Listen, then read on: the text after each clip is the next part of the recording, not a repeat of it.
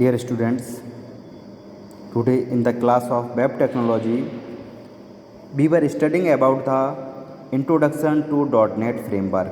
हम .NET framework के बारे में पढ़ रहे थे, जिसमें हमने पढ़ा था कॉमन लैंग्वेज रन टाइम और CLI जो होता है कॉमन लैंग्वेज इंफ्रास्ट्रक्चर, जो काम आता है जब हम प्रोग्राम .NET के एग्जीक्यूट करते हैं तो उस प्लेटफॉर्म को ये प्रोवाइड कराता है।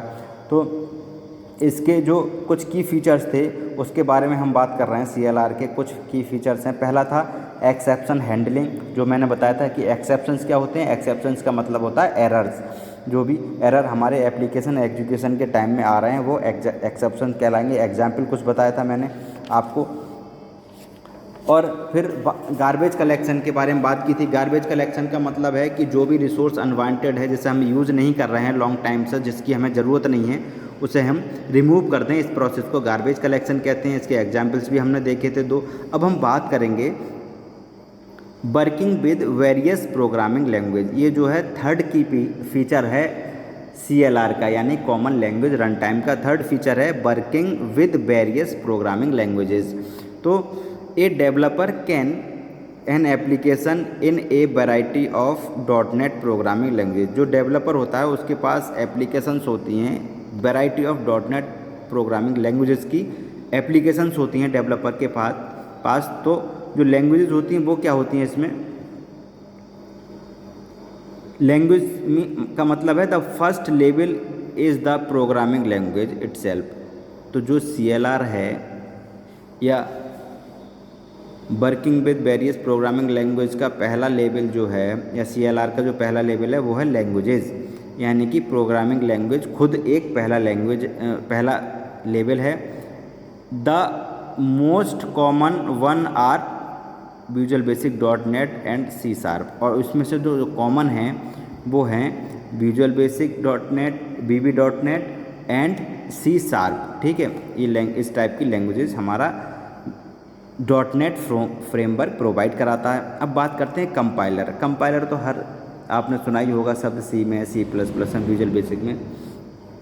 तो उसी तरीके से यहाँ भी कंपाइलर होता है। देयर इज़ ए कंपाइलर, यहाँ कंपाइलर है which will separate for each programming language, जो कि अलग अलग प्रोग्रामिंग लैंग्वेज के लिए अलग अलग होता है। जो .NET फ्रेमवर्क है वो तो VB.NET, ASP.NEट, C#, कई लैंग्वेज के फ्रेमवर्क को प्रोवाइड कराता है, एप्लीकेशंस को क्रिएट करता है। तो सबके लिए जो कंपाइलर है वो डिफरेंट है, सेपरेट है।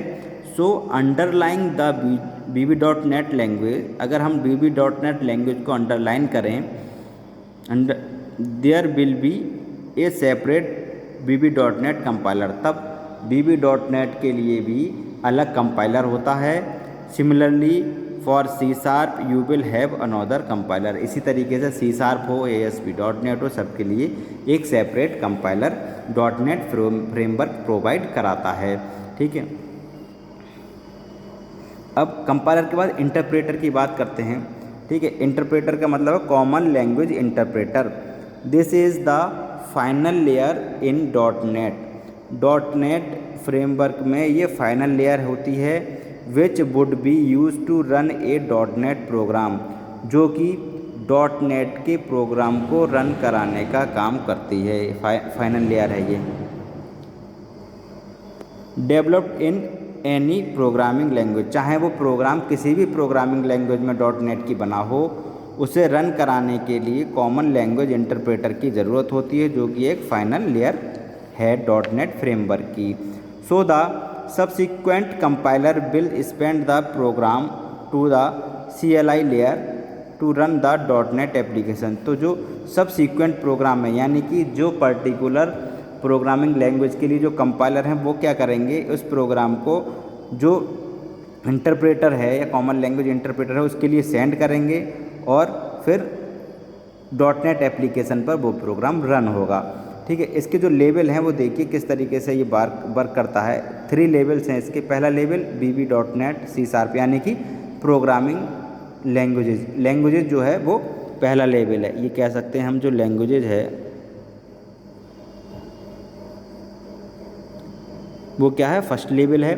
सेकंड लेवल क्या है, VB.NEट कंपाइलर एंड C# कंपाइलर, जो कंपाइलर है वो सेकंड लेवल है। And third level is interpreter.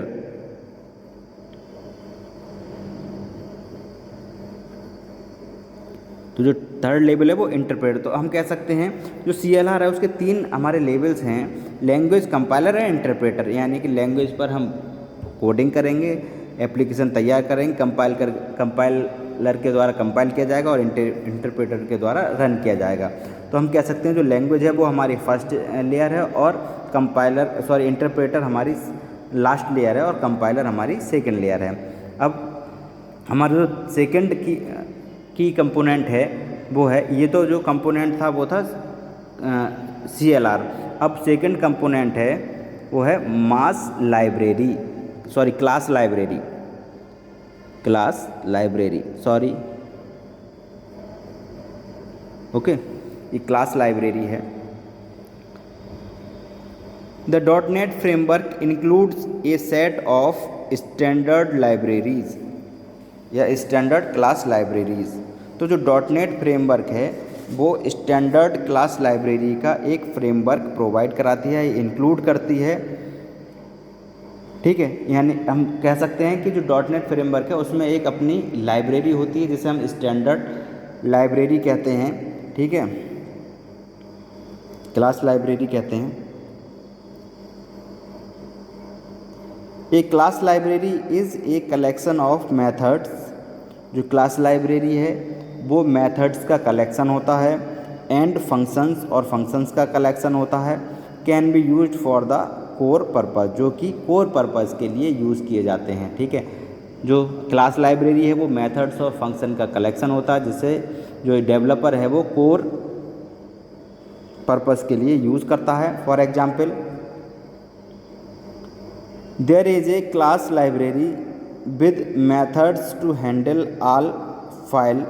एक क्लास लाइब्रेरी है और उसका एक मेथड है जो कि ऑल फाइल्स को हैंडल कर रहा है, लेवल ऑपरेशंस और ऑल फाइल लेवल ऑपरेशंस जो है उन्हें हैंडल करता है।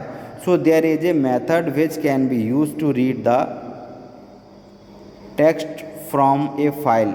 Similarly there is a method to write text to a file. तो जब मान लीजिए कोई क्लास लाइब्रेरी एक मेथड है, क्लास लाइब्रेरी से एक मेथड लिया गया है या तो और वो किसी फाइल के सारे लेवल के ऑपरेशंस को हैंडल करता है, तो इसलिए जो मेथड है वो which can be use to read, method क्या होगा, फाइल के को रीड का टेक्स्ट को रीड करने का काम करेगा वो मेथड, और राइट करने का भी काम करेगा, ठीक है। तो ये क्लास लाइब्रेरी की बात थी। अब लैंग्वेज की बात करते हैं। तो those application that can be built in the .NET framework, ठीक है, वो एप्लीकेशन जो .NET फ्रेमवर्क में बिल्ट होती हैं, is classified broadly into the following category, ठीक है। ऐसी एप्लीकेशन जो .NET फ्रेमवर्क में बनाई जाती हैं वो फॉलोइंग कैटेगरीज़ में डिफ़ाइन की गई हैं। तो जो पहली कैटेगरी है वो है WinForms, ठीक है। This is use for developing form based application. WinForm इसलिए यूज होती है कि हम .NET की हेल्प से फॉर्म बेस्ड एप्लीकेशन को डेवलप करते हैं, which would run on an end user machine, जो कि एक एंड यूज़र मशीन पर रन की जाती है, ठीक है। WinForm क्या है, एक फॉर्म बेस्ड एप्लीकेशन है जो एंड यूज़र की मशीन पर रन की जाती है। Notepad is an example of a client based application. Notepad जो है वो क्लाइंट बेस्ड एप्लीकेशन का एक एग्जाम्पल है, ठीक है। तो जो लैंग्वेज का पहली कैटेगरी थी वो है WinForms। अब दूसरी जो कैटेगरी है वो है ASP.NET। This is used for developing web based application. ASP.NET जो है वो वेब बेस्ड एप्लीकेशंस को डेवलप करने का ही काम आती है, ठीक है।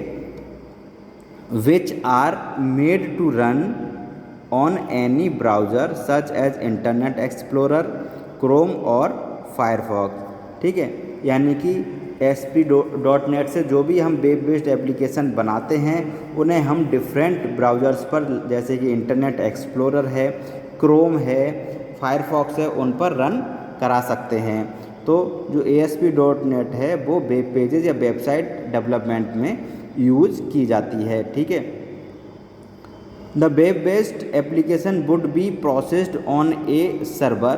जो वेब बेस्ड एप्लीकेशन हैं वो एक सर्वर के द्वारा प्रोसेस की जाती हैं, which would have internet information service install, जिसमें एक इंटरनेट इंफॉर्मेशन सर्विस इंस्टॉल होती है। ऐसे सर्वर के द्वारा ये प्रोसेस्ड किए जाते हैं। यानी कि जब हम वेब बेस्ड एप्लीकेशन पे काम करेंगे तो जो हमारा सर्वर है उसमें इंटरनेट का एक्सेस होना ज़रूरी है। ठीक है। इंटरनेट तभी हम क्या कर पाएंगे, उसे प्रोसेस कर पाएंगे एप्लीकेशन को। ठीक है। इंटरनेट इंफॉर्मेशन सर्विसेज और IIS is a Microsoft component. Internet information services, जिसे हम शॉर्ट में IIS कहते हैं, वो माइक्रोसॉफ्ट के कंपोनेंट हैं, which is use to execute on ASP.NET application, जो कि एग्जीक्यूट होते हैं किस पर, ASP.NET के एप्लीकेशन पर।